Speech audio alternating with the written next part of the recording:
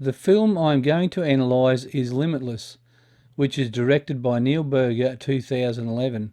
In my analysis I will give a short synopsis, cover some elements of the narrative structure of the film, narrative plot and temporal duration. Film form, I will delve into some aspects of cinematography, editing, colour and sound. According to imdb.com, the film genre is mystery, sci-fi thriller. I believe mystery because the film evokes a thought of mystery. How, why, and there is a secretive aspect to the pill. The mystery of who are the few people that already have had access to this wonder drug, and how have they been affected by it. It also covers aspects of crime as there is murder involved. Suspense, twists and a resolution are all covered in the performance and storyline of the film. Sci-fi because Eddie, who is a protagonist, has stumbled upon a new discovery, which is a drug called NZT that very few know about, and he is often seen as the underdog. This NZT doesn't really exist. Thriller because when Eddie first takes a drug out of curiosity, he is unwittingly getting mixed up in a very dangerous and threatening situation. He is chased, has his life threatened by thugs, and faces deadly side effects from the NZT as well. The movie invokes a sense of suspense, anxiety, anticipation and uncertainty. Synopsis. An author down on his luck obtains an unknown drug which gives him the ability to tap into the full potential of his brain. This drug helps him finish his book and work his way up the corporate world, only to find that others are out to take control of this drug. Narrative plot.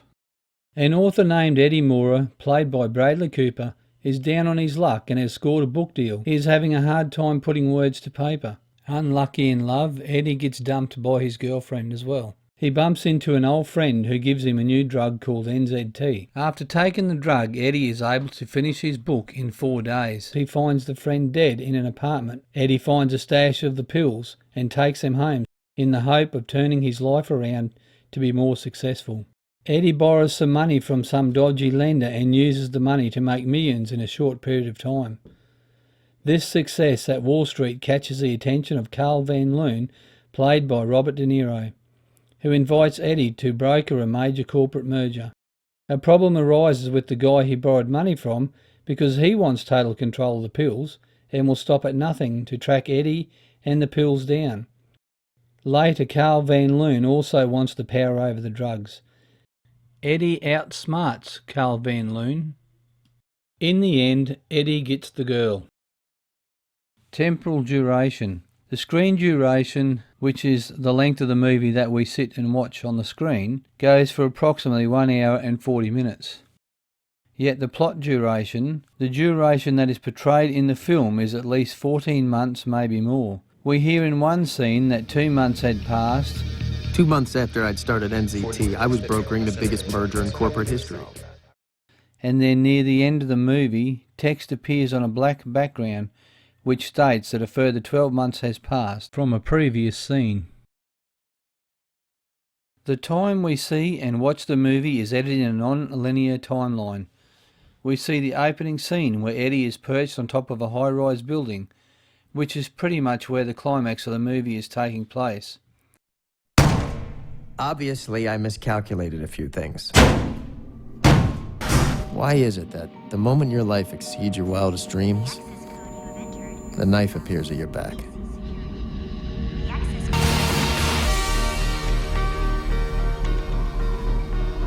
I will never let them touch me.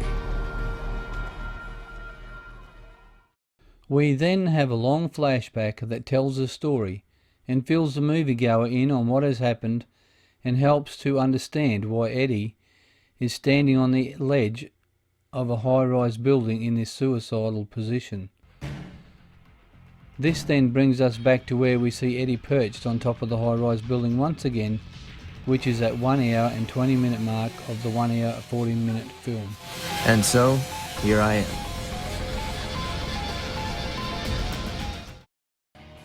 Film form, cinematography, fractal zooms.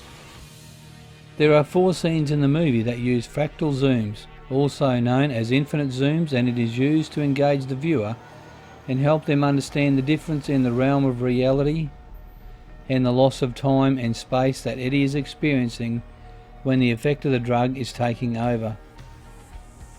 These fractal zooms also gives the viewer a sense of how Eddie would be experiencing some hyperreal feelings and visions of unstoppable success.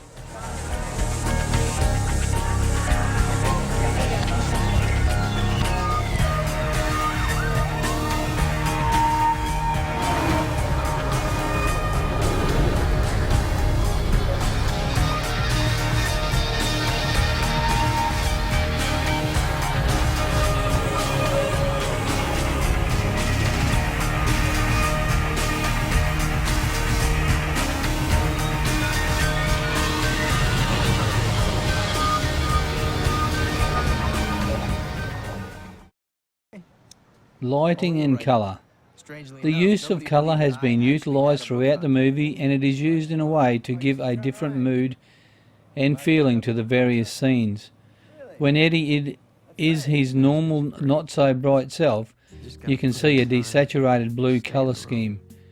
Blue is on the cool scale of the colour wheel and can be used to induce a feeling of being in a cold place, not so nice place, signifying how low he feels and how there is no excitement in his life. This life is dull and plain. We then can see when Eddie is under the effects of the drug NZT, everything brightens up with a yellow and orange tint, signifying how clear life seems. Life seems much happier, with a warmness to the surroundings and how he feels. I was blind, but now I see.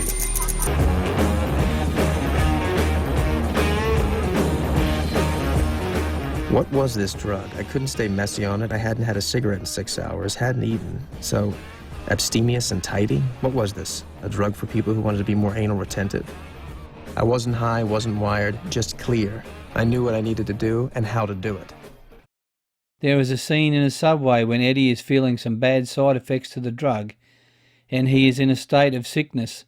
The colour has more of a green tint to it. You may notice that if you mix blue and yellow you get green. He is neither in full effect of the drug or fully off the effects of the drug. According to colourwheelartist.com, green can also signify sickness, deterioration and rotting. Editing.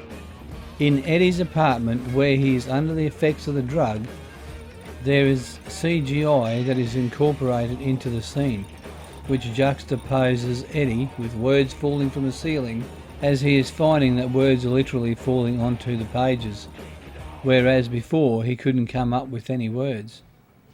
You're kidding. Oh. Words have appeared on paper. Yes.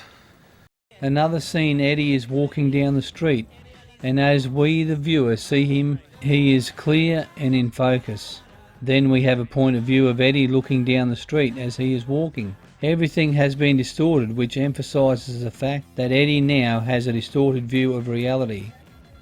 The scene where Eddie is with Van Loon, he sees the girl he was with the night before had been murdered, and he is faced with being a suspect in a murder case. He isn't on the pill and is falling apart with no smart answers for Van Loon.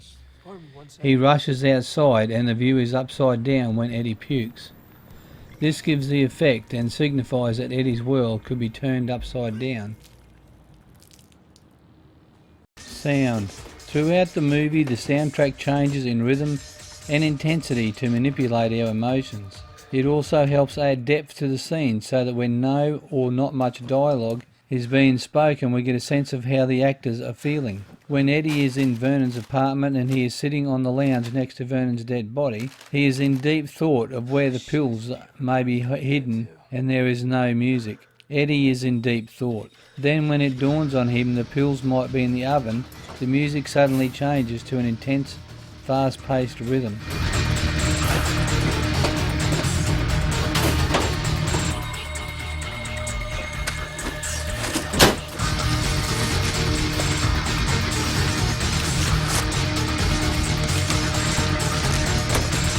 Then when Eddie finds the pills, the music changes to a religious type of music, signifying that Eddie has found the Holy Grail. The end. My time is up.